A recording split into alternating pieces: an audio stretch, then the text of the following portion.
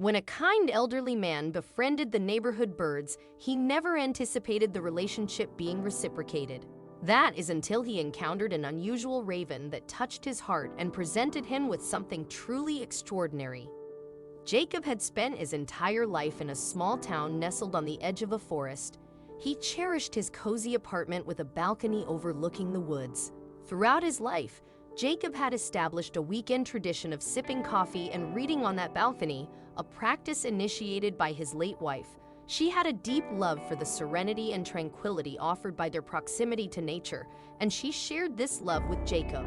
So every Saturday and Sunday, Jacob and his wife would spend quality time together, immersed in nature and breathing in the crisp, fresh forest air. They faithfully followed this weekly routine for over 5 decades. However, as time marched on, Jacob's wife passed away, leaving him alone on their cherished balcony.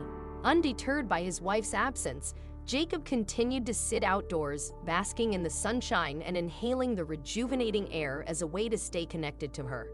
As he gazed out at the forest, Jacob fondly recalled the numerous moments he and his wife had shared, from hiking to playing with their children, to the occasional arguments resolved during her solitary walks in the woods to clear her mind. All these memories held deep sentimental value to Jacob. Now, as he navigated his grief, Jacob sought ways to maintain his connection with the forest. The most comforting coping mechanism he discovered was feeding the birds.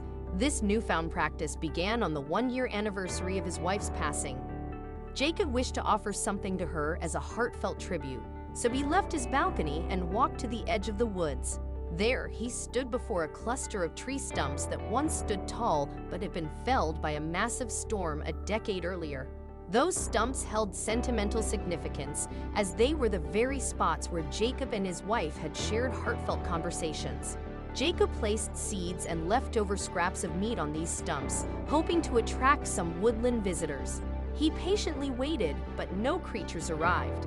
As the night grew colder and the unforgiving crispness of the air settled in, Jacob reluctantly gave up, hoping that critters would discover the treats he had left overnight. The following morning, as Jacob stepped onto his balcony and gazed down at the area where he had placed the food, he found it had disappeared. A sense of joy and relief washed over him. It brought him immense happiness to share with others, prompting Jacob to invest in bird feeders and a variety of nuts and seeds. He strategically positioned bird feeders on both sides of his balcony and one at the forest's edge to guide the birds to him. In the ensuing weeks, Jacob sat on his balcony, surveying the forest below, waiting for the animals to notice the additional feeders at his home. It took some time, but eventually small birds began perching on his balcony railing to dine from the feeders. The trend continued, with larger birds gradually joining the avian visitors. Among the frequent flyers, a majestic raven captured Jacob's attention. With its sleek, ebony feathers and nimble claws firmly gripping the rails, the raven was an impressive sight. Jacob decided to save special food scraps, mostly leftovers from his own meals, to offer the raven. Their connection deepened as a result. The interactions between man and bird became a routine, and both grew comfortable in each other's presence. Jacob progressed to the point where he could feed the raven treats directly from his hand, a significant achievement that made him feel less alone. However, as time passed, Jacob's age caught up with him. In his early 80s, he experienced periodic aches and joint pains, particularly during the winter months. These physical limitations curtail his mobility, making him more susceptible to health issues. During one harsh winter, Jacob fell seriously ill. What began as a minor cold escalated to pneumonia, rendering him unable to sit outdoors for extended periods or refill the bird feeders. Consequently, the local birds began seeking sustenance elsewhere. This decline in avian visitors took a toll on Jacob's mental well-being, and he began to deteriorate. Surprisingly, the story doesn't end here. Jacob's kindness and altruism were about to be reciprocated in an extraordinary manner by his beloved raven companion. While the smaller birds moved on with their lives and forgot about Jacob and his feeders, the remarkable raven continued its daily visits, even after the food had been exhausted. The raven would perch on Jacob's balcony each morning, offering him solace and hope. This constant presence of the raven played a crucial role in Jacob's recovery. His health slowly began to improve, and he would spend his days indoors, bonding with the raven through the screen door. As his strength returned, Jacob ventured back outside to sit with his feathered friend.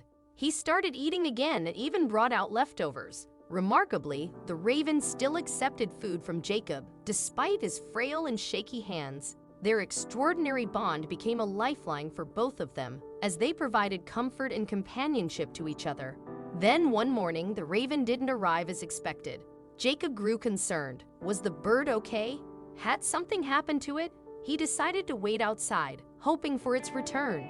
As the day unfolded, with the winter thawing into hints of spring, Jacob watched the vibrant life of the forest reawakening. He imagined his wife relishing the view, just as he was doing for her. Hours passed until, finally, in the late afternoon, the raven made its appearance. Curiously, it visited the balcony at an unusual time of day, leaving Jacob puzzled. It refused the food he offered, so Jacob wondered why it had come. It was unlike the raven's usual behavior. Jacob then scrunched up a blanket and placed it out for the bird, thinking it might need rest or healing if it was injured. With great care, Jacob offered food, water, and the makeshift nest created from the blanket. After some persuasion, the raven settled on the blanket, lowered its head, and finally opened its beak. To Jacob's astonishment, something small and metallic was nestled in the folds of the blanket, and he couldn't immediately discern what it was. He thought of stories about birds suffering from lead poisoning after consuming bits of metal or shrapnel from their prey. Concerned for the raven's well-being, Jacob carefully retrieved the small metallic object. When he held it up to the fading afternoon sunlight, he was overcome with emotion. It was his late wife's engagement ring. Jacob couldn't believe his eyes. He burst into tears, realizing he was holding a piece of his past that he had assumed was lost forever. Years earlier, during a particularly heated argument with his wife, she'd had taken a walk in the forest in a fit of anger. In that moment of rage, she had removed her engagement ring and tossed it into the underbrush. For weeks, they had searched for the lost ring, but their efforts were in vain, and they eventually resigned themselves to its loss. The ring that Jacob now held looked exactly as he remembered his wife's ring. To confirm its identity, he rotated the ring to examine the inscription inside, "With love forever."